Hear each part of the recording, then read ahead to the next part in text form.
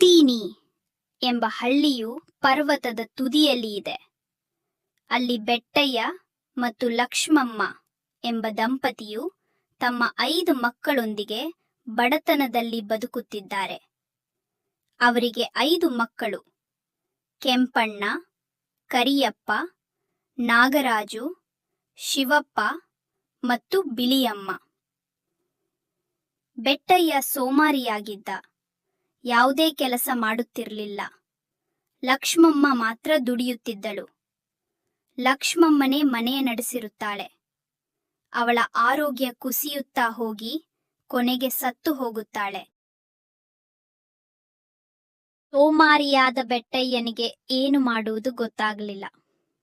ಆಗ ಒಂದು ದಿನ ಬೆಟ್ಟಯ್ಯ ಅವರ ಮಕ್ಕಳಾದ ಕೆಂಪಣ್ಣ, ಕರಿಯಪ್ಪ, ನಾಗರಾಜು ಅವರನ್ನ ಆ ಊರಿನ ಸಾಹುಕಾರನ ಮನೆಗೆ ಜೀತ ಮಾಡುವುದಕ್ಕೆ ಕಳುಹಿಸಿದ. ಇನ್ನೂ 2 ಚಿಕ್ಕ ಮಕ್ಕಳು. ಇನ್ನು ಆ ಊರಿನ ಸಾಹುಕಾರನ ಮನೆಯಲ್ಲಿ ಕೆಂಪಣ್ಣ, ಕರಿಯಪ್ಪ, ನಾಗರಾಜು ಅವರಿಗೆ ಒಂದು ಹೊತ್ತಿನ ಊಟ ತಿಂಗಳಿಗೆ 5 ರೂಪಾಯಿ ಸಂಬಳ ಕೊಡ್ತಿದ್ದರು. ಇಂಥ ದುಸ್ಥಿತಿಯಲ್ಲೇ ಅವರು ಬೆಳೆದ. ಮಕ್ಕಳ ದುಡ್ಡಿನಿಂದ ಬೆಟ್ಟಯ್ಯ ಹೇಗೋ ಜೀವನವನ್ನ ನಡೆಸುತ್ತಿದ್ದ. ಕೆಲವು ವರ್ಷಗಳ ನಂತರ ಮಕ್ಕಳು ದೊಡ್ಡವರಾದ ಮೇಲೆ ಅವರಿಗೆ ಮದುವೆಯನ್ನು ಮಾಡಿಸಿದ. ಎಲ್ಲರೂ ತಮ್ಮದೇ ಆದ ಬಡ ಜೀವನವನ್ನು ಸಾಗಿಸುತ್ತಿದ್ದರು. ಒಂದು ದಿನ ಬೆಟ್ಟಯ್ಯನಿಗೆ ಅಪಘಾತ ಆಗಿ ಸತ್ತು ಹೋಗುತ್ತಾನೆ. ಆಗ ಬೆಟ್ಟಯ್ಯನ ಮಕ್ಕಳು ತಮ್ಮ ತಂದೆಯ ಅಂತ್ಯಕ್ರಿಯೆಯನ್ನು ಸರಿಯಾಗಿ ನೆರವೇರಿಸುತ್ತಾರೆ. ಅವರಲ್ಲಿ ಹಿರಿಯರಾದ ಕೆಂಪಣ್ಣ ಮತ್ತು ಕರಿಯಪ್ಪ ಕುಟುಂಬದ ಹೊಣೆಗಾರಿಕೆಯನ್ನು ತಮ್ಮ ಮೆಟ್ಟಲಿಗೆ ತೆಗೆದುಕೊಳ್ಳುತ್ತಾರೆ. ಎಲ್ಲರೂ ತಮ್ಮ ತಮ್ಮ ಜೀವನದಲ್ಲಿ ದುಡಿದು ತಮ್ಮ ಮಕ್ಕಳು ದುಷ್ಟ ಪರಿಸ್ಥಿತಿಯಲ್ಲೇ ಬೆಳೆಯಬಾರದು ಎಂಬ ಉದ್ದೇಶದಿಂದ ದುಡಿಯುತ್ತಾ ಮಕ್ಕಳಿಗೆ ಓದು ಮತ್ತು ಉತ್ತಮ ಭವಿಷ್ಯವನ್ನು ಕಲ್ಪಿಸುತ್ತಾರೆ.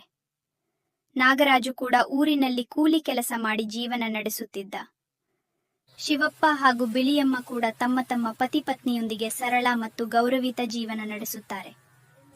ಎಲ್ಲರೂ ತಮ್ಮ ತಾಯಿ ಲಕ್ಷ್ಮಮ್ಮನ ತ್ಯಾಗವನ್ನು ನೆನೆಸಿಕೊಳ್ಳುತ್ತಾ ಬಡತನವನ್ನು ಜಯಿಸಿ ಬದುಕುವ ಪಾಠವನ್ನು ಮಕ್ಕಳಿಗೆ ಕಲಿಸುತ್ತಾರೆ. ಈ ಕತೆ ಒಂದು ಕಠಿಣ ಜೀವನದಿಂದ ಆರಂಭವಾಗಿ ಹೋರಾಟದ ಮೂಲಕ ಮುಕ್ತಾಯವಾಗುತ್ತದೆ.